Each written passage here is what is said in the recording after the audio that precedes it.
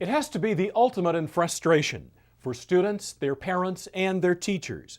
Seemingly very bright kids just can't seem to learn what's being taught in class. They fall far behind and become very down on themselves. It's a problem John Heath has been studying since 1988, when he founded an applied research company called Learning Techniques in Salt Lake City. Working with new findings on how the brain works, John Heath believes he's found an overlooked answer to why bright kids can't learn. They are conclusions he was asked to present at Oxford University and that he shares with us.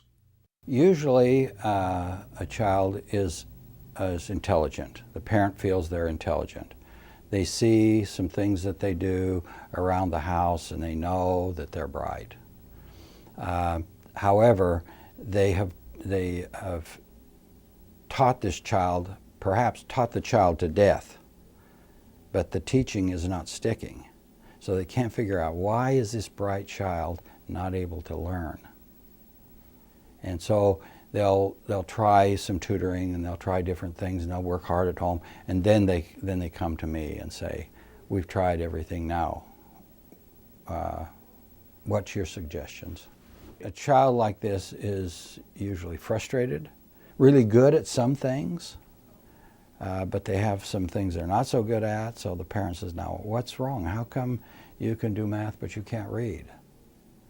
And so it's real frustrating for the parent, and it's frustrating for the child, because neither one of them know what's wrong. They know what the symptoms are, and they probably have been addressing those symptoms for a number of years by the time I see them. But the repetitions that are usually used to try to remedy that kind of thing don't work on a permanent basis.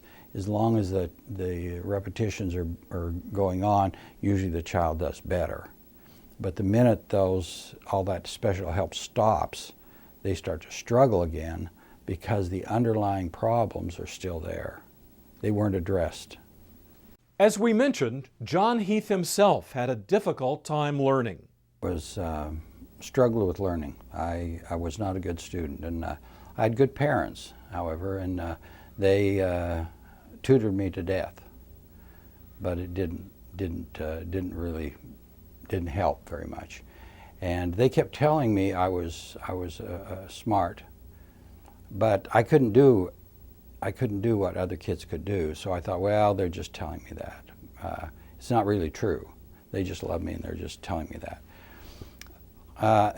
But I had a personality trait that was helpful, and that was that I was tenacious. So even though I couldn't do things the way other people did things, I figured out ways that I could succeed, and I used those approaches to beat my way through school. John Heath became even more interested in learning when his son exhibited the same learning problems he experienced as a child. I had a son, and he started doing the same things I did, and I knew what was wrong. Furthermore, I knew what the next 40 years of his life was going to be like. So I was driven to try to find a solution for him. Now, I knew what didn't work because I'd already been down the road, but I didn't know what did work. So I began to look, and that brought me to learning techniques and the research that we've carried out there. John Heath says a key to understanding learning is that it involves two phases. The first phase is sometimes called the scholastic phase or the instructional phase, and most everybody understands that you have to be taught or you can't learn. And so that teaching comes through schools, through special programs that schools have, resource kinds of programs.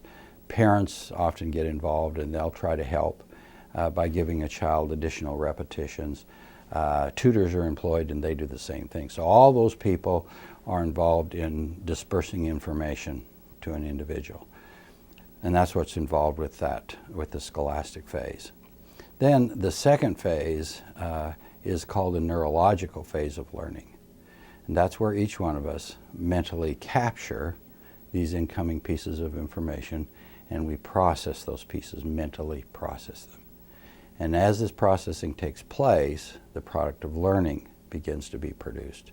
So people who have trouble with that phase usually have average and many times above average intelligence. So it's not a problem of intellect. They usually have been taught adequately, so it's not that the teaching's been poor either. But what they are having trouble doing is turning teaching into learning, or they're having trouble with that processing part.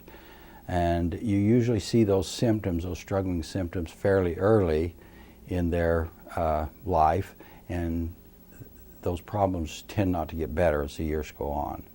So learning techniques works exclusively with that second phase.